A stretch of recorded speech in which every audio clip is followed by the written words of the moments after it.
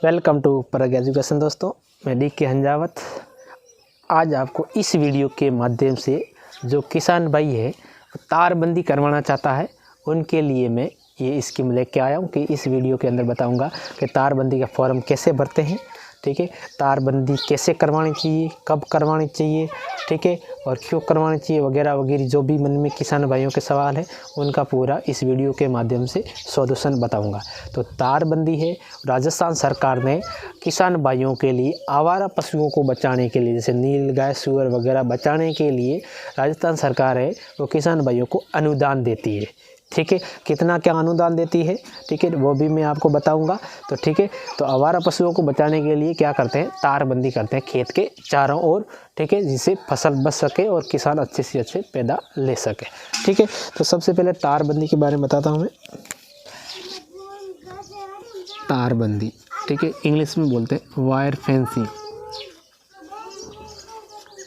ठीक है। अब दोस्तों तारबंदी का फॉर्म या पहले पात्रता मतलब कौन कौन किसान तारबंदी का फॉर्म भर सकता है, ठीक है। लगभग सभी किसान तारबंदी का फॉर्म भर सकते हैं जिनके पास में 1.5 हेक्टेयर भूमि, जिनके पास में 1.5 हेक्टेयर भूमि है वो तो सब भर सकते हैं, ठीक है। वो सिंगल भर सकते हैं। और जैसे जिनके पास में 1.5 हेक्टेयर से कम ज़मीन है तो वो मतलब ग्रुप के अंदर फॉर्म भर सकते हैं, ठीक है। ग्रुप के अंदर फॉर्म भर सकते हैं जिनके पास में 1.5 हेक्टेयर से कम ज़मीन है।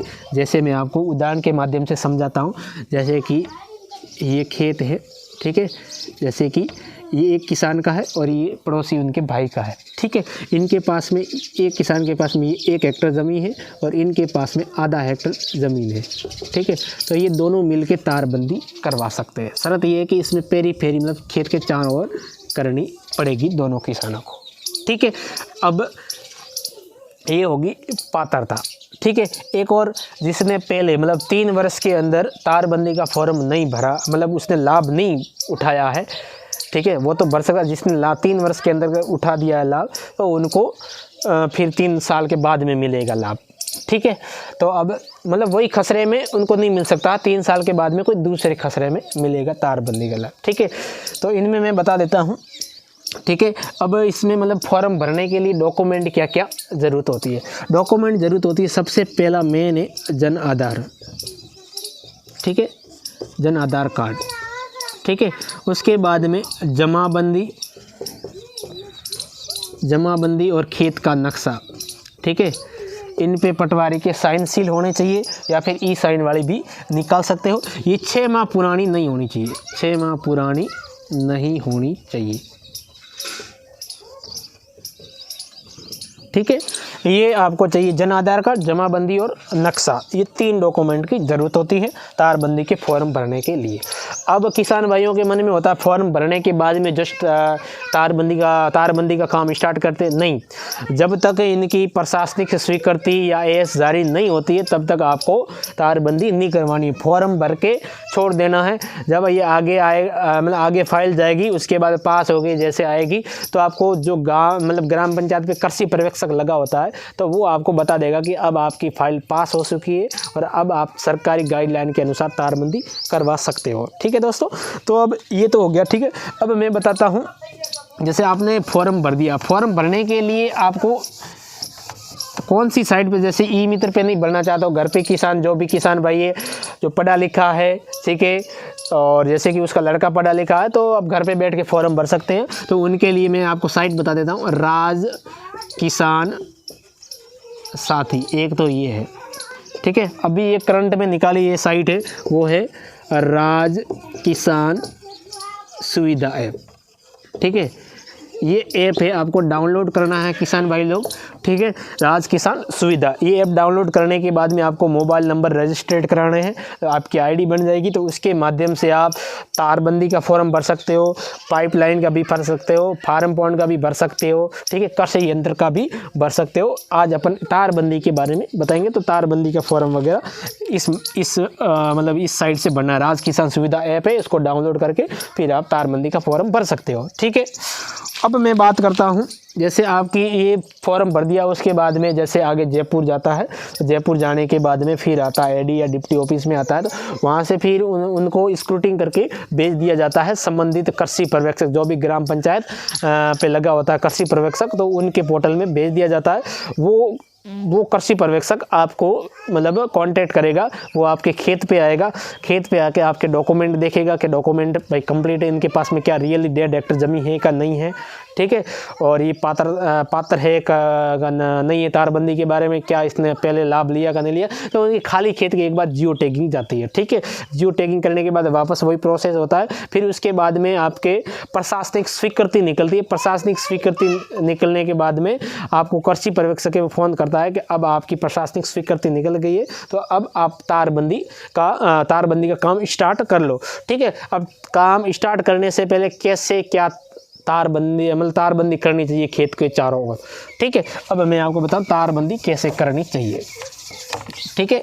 जैसे आपको बता देता हूं, जैसे उदाहरण के तौर पे जैसे ये किसान है और ये किसान का एक खेत है, ठीक है, ये खेत है, ठीक है, 1.5 हेक्टेयर ज़मीन है। तो सरकार है वो 400 रनिंग मीटर, 400 मीटर मतलब समथिंग 1310 फीट,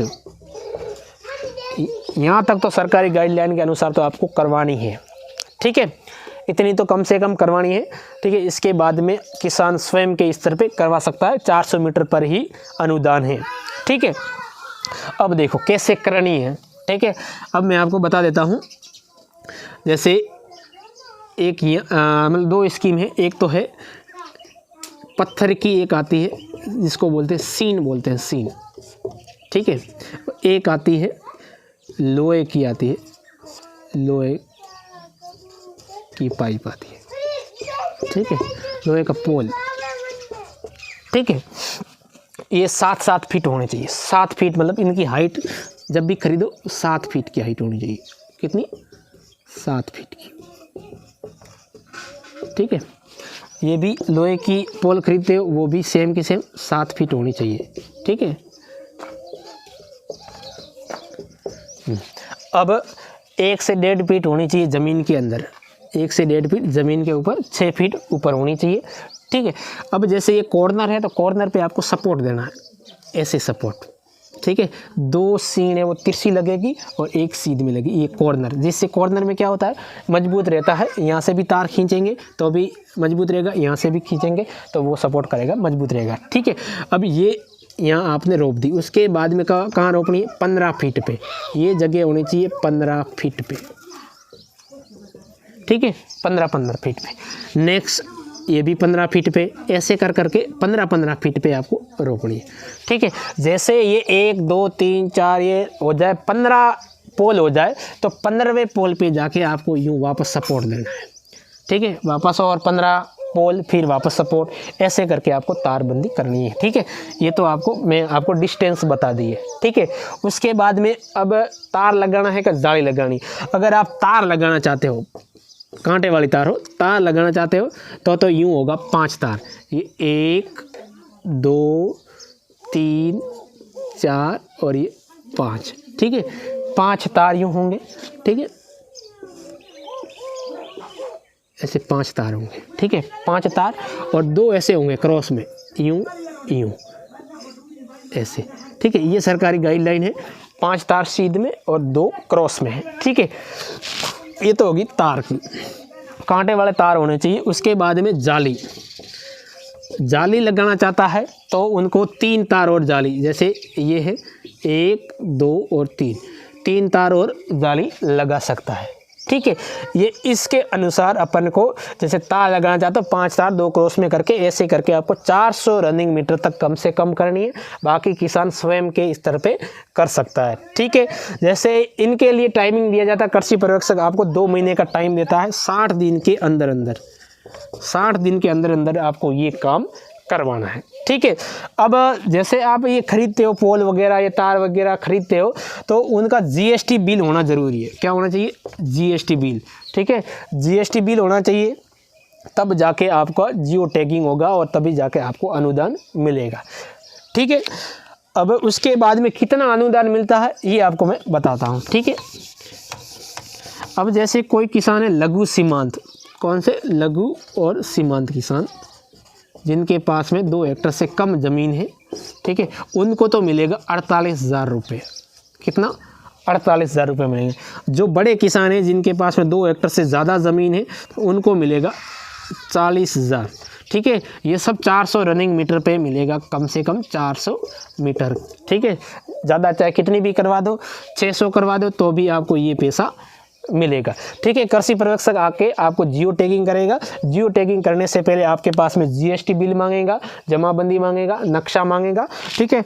उसके बाद में एक और है, वो आपके जो लोहे वाला बोर्ड होता है, ठीक है, ऐसा बोर्ड होता है लोहे वाला, जैसे आप रोड पे देखे होंगे बोर्ड, उस पर लिखा होता है वगैरह, तो ऐसे आपको लोहे का बोर्ड आपको गाड़ना, परमानेंट गाड़ना है, ठीक है, ठीक है।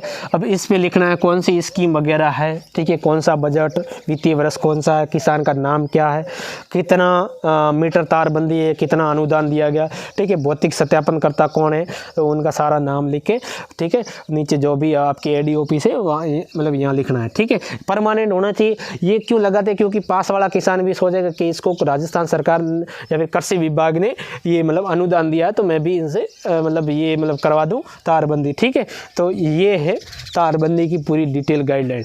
जो भी किसान भाई है उसके मन में कोई भी डाउट हो तारबंदी के संबंधी, जो किसान तारबंदी करवाना चाहता है, तो वो अपना इस वीडियो के अंदर कमेंट सेक्शन में जाके वो मतलब सवाल पूछ सकता है, कैसे क्या चाहिए वगैरह, तो मैं उनको जवाब दे दूंगा, ठीक है दोस्तों। थैंक यू सो मच दोस्तों।